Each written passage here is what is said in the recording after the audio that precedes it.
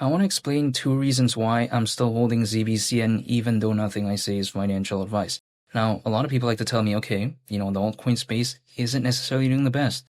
Why would you still want to be holding ZBCN?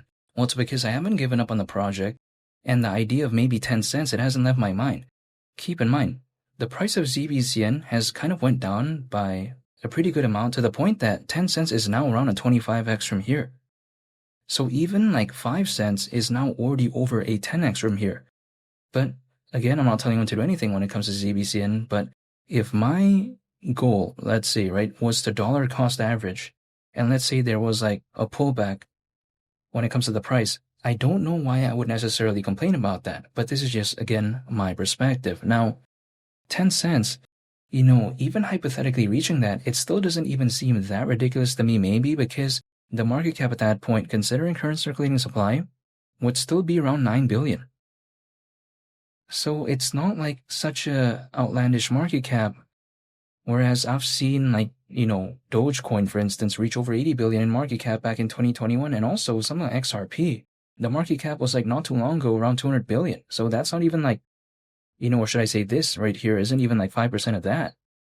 But even besides that point, when it comes to ZBCN, people like to say, okay, why would you care about a 25x from here? The way you take a look at it is this. For instance, XLM, right? XLM market cap is pretty massive right now. It's around 10 billion. Imagine if that did a 25x from here. The market cap at that point would be well beyond 200 billion, right? Also on top of that, XRP, if that did a 25x from, let's say, 200 billion, the market cap's already like over 4 trillion at that point. You know what I mean? I'm still very excited actually when it comes to, for instance, Stellar. Like, I'm still a fan of XLM. But the market cap is just very massive. When I take a look at ZBCN, it's basically kind of giving me that sort of vibe, but with just a way lower market cap. That's the way I view it. Not to mention Zebec. I like the aspects of Solana when it comes to it, and this actually brings me to my second reason as to why I'm still holding Zebec, and that is because I like the fundamentals. When it comes to, let's say, right, Zebec, when it comes to ZBCN, not too long ago, it was actually top 10 in terms of utility when it comes to Solana. Besides that as well, Solana is a very massive layer 1 blockchain, so being able to achieve something like that not too long ago, that is very impressive, in my opinion.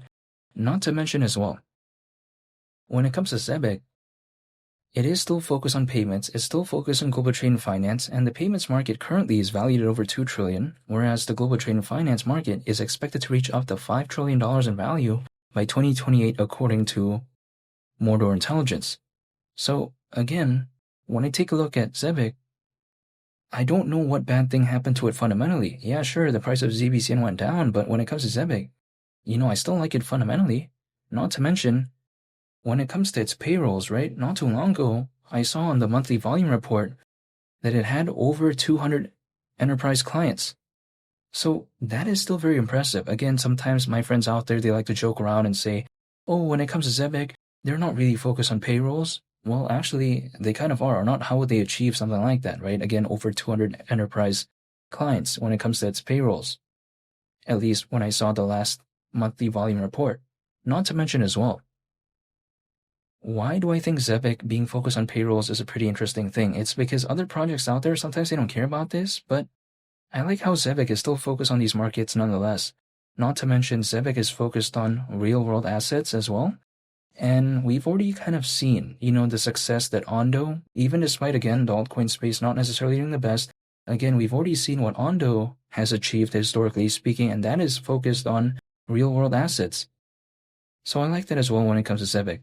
Zebec is also working towards ISO 20022 compliance, which if they could actually achieve that, that is so amazing in my opinion, because when it comes to Ripple, when it comes to Stellar, when it comes to XDC, it has aspects of ISO 20022.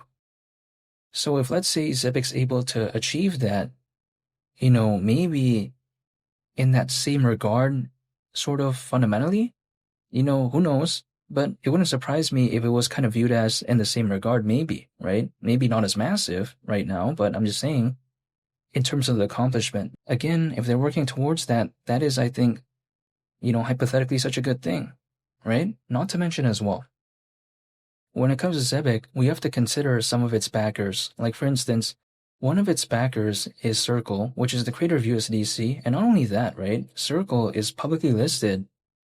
And what I like about ZBCN in terms of the stability is that supposedly Circle holds a significant amount of ZBCN. So I like seeing that actually because Circle is very massive again. They don't really need Zebec the way take a look at it. I mean, again, they are the creator of USDC, the stablecoin.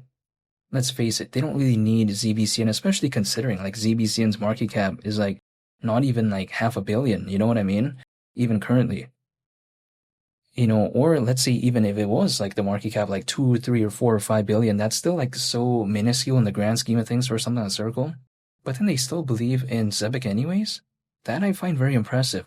Not to mention as well, Solana Ventures is also supposedly one of the backers when it comes to Zebec. So I find that very impressive. Overall, when it comes to Zebec, I still like it fundamentally. I don't know what bad thing happened to it. So yes, the price isn't doing the best. And sure, when it comes to the sentiment, when it comes to altcoins, generally speaking, it's not the best. But from what I've learned, just when it comes to ZBCN and also, just from other altcoins too, right, and other projects that I'm holding, I've learned that things can be different moving forward. Like, for instance, when I was holding ZBCN to begin with, like, it was different than when it had that rally, right? Now, of course, there's a pullback, but I'm saying things could maybe be different a month later, 2 months, 3 months. We just don't know. This is the way to take a look at it.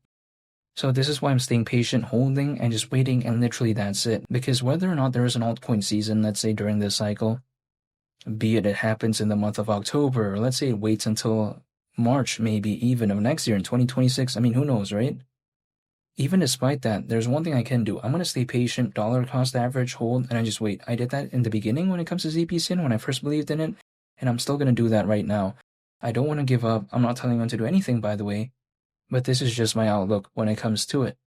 People sometimes like to ask me, why don't I pull up a price chart and, draw a falling wedge pattern or draw a triangle or something like that and say, try to figure out when this happens or this happens. To me, if let's say, right, I did draw a falling wedge pattern on a price chart, do you think the market's going to care about that?